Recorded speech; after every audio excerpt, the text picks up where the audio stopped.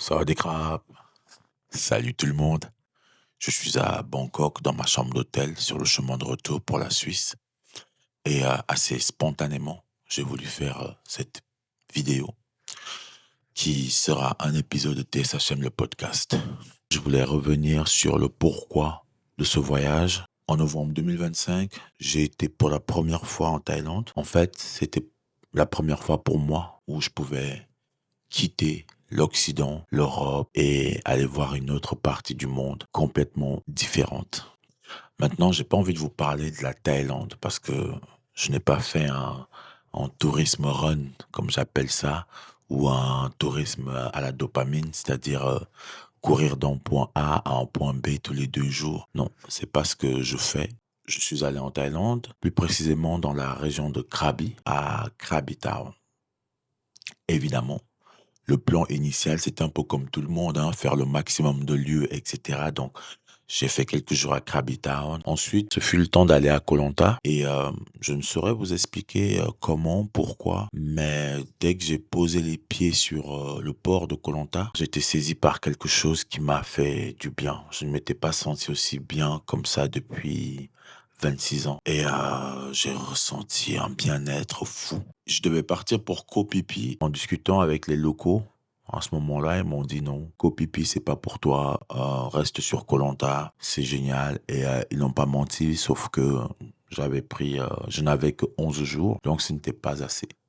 Mais voilà, ce n'était que le début de mon histoire avec Koh Lanta, que j'ai très rapidement renommé Peace Lanta, parce que c'est vraiment ce que je ressens là-bas. Je ressens la paix. Quand je suis en Suisse, je somatise, je suis stressé. J'aurais beau faire des études, j'aurais beau travailler dur, gagner de l'argent, faire de la musique, être félicité par le ministre de l'économie.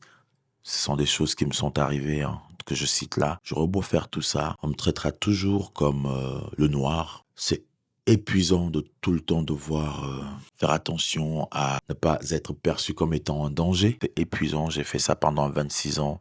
Et l'autre aspect aussi, c'est que je suis originaire du Cameroun, mais finalement, le Cameroun, c'est pas chez moi. J'y ai des origines, mais ce n'est pas chez moi. Pareil aussi, quand je vais là-bas, si en Suisse, je suis le noir, bah, au Cameroun, je suis le blanc. Je suis un ETM, je suis un distributeur d'argent. Combien de personnes afro-descendantes sont retournées en Afrique ou parce qu'elles ne flambaient pas, on va dire, recevaient des moqueries des membres de leur propre famille. Combien de personnes? Ça arrive souvent. Nous avons le cul entre deux chaises. En Occident, nous avons tout intérêt à réussir pour qu'on soit un minimum considéré. De l'autre côté de l'Afrique, nous avons intérêt à avoir réussi en étant en Occident parce que sinon ce sont des moqueries. Donc pour moi, me retrouver à Koh Lanta, à Pislanta et ressentir cette paix, ce bien-être, pour la première fois, c'était en novembre 2025, comme je disais, et ce fut court.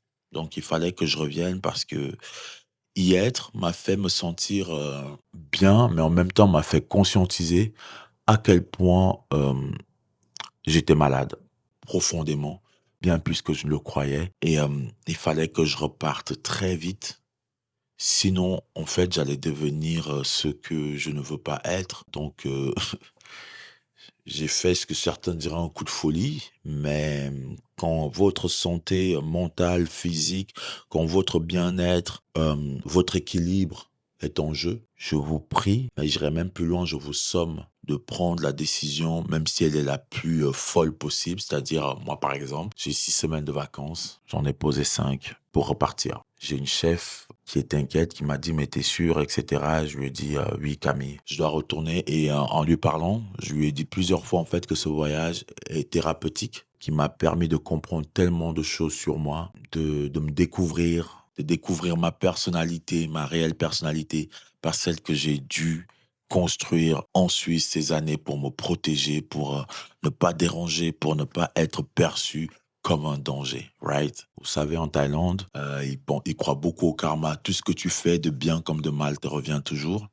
Et ben, je pense que ce qui se passe en Occident actuellement, c'est que le karma, en fait. On ne peut pas avoir fait autant de mal partout dans le monde et espérer que jamais ça ne nous retombe dans la gueule. Non, en fait, ce n'est pas une question de vengeance. Parce que si vengeance il devait y avoir, il y a bien longtemps, je pense, il y a vraiment bien longtemps que l'Occident ferait proie à des attaques incessantes. Mais non. Et finalement, les seuls qui attaquent l'Occident, ce sont des Occidentaux. Ce ne sont pas les Africains, ce ne sont pas les Asiatiques, ce ne sont pas les Latinos, ce ne sont pas les Arabes.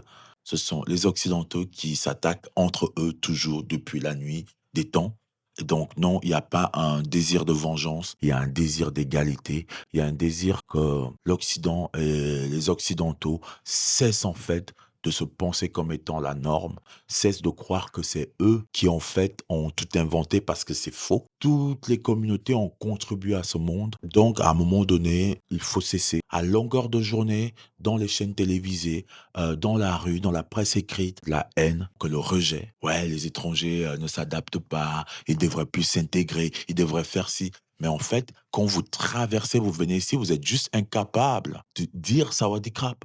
Mais c'est vous qui venez, enfin vous, certains d'entre vous, avec toute cette arrogance occidentale, cette prétention, dire aux gens, bah, c'est nous qui allons vous montrer comment faire.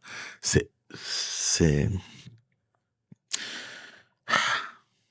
donc, je ne supporte pas cette maladie qui pilule en Occident, la haine. Je ne la supporte pas, je ne l'ai jamais supportée, je ne la supporte plus. Et ça me donne envie d'aller ailleurs. Attention, à koh je reste un farang. Et en fait, j'ai jamais été aussi heureux d'être considéré comme étranger quelque part. C'est-à-dire qu'on ne me traite pas de noir, on ne me traite pas de singe.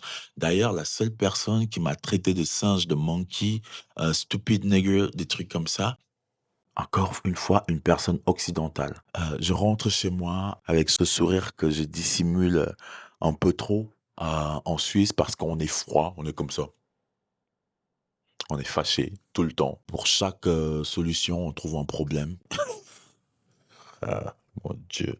Ce voyage, vraiment, ça a été de me reconnecter à moi-même. Je suis heureux de rentrer à la maison. Mais en fait aussi, je dois être honnête, je sais aussi que ma vie, la suite de ma vie, se fera entre la Suisse et koh si pour Pete et Peter, il serait plus facile de venir en Suisse me voir, pour les autres personnes thaïlandaises, bah, il faudrait qu'elles demandent le visa.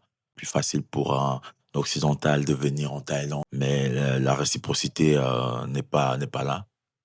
Il faut remplir plusieurs conditions. C'est un peu comme pour les Africains, hein.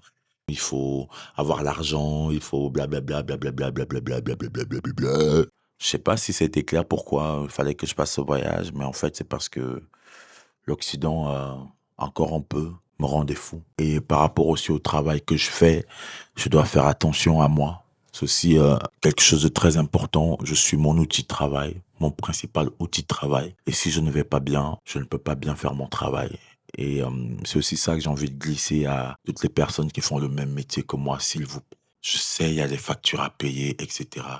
Mais n'oubliez pas que nous accompagnons des humains et qu'à un moment donné, quand vous ne pouvez plus, quand vous ne vous sentez plus bien, ayez juste le courage et pour dire stop, je m'arrête là. Il y a des humains derrière que nous accompagnons et leur faire du mal, c'est pas ça notre job.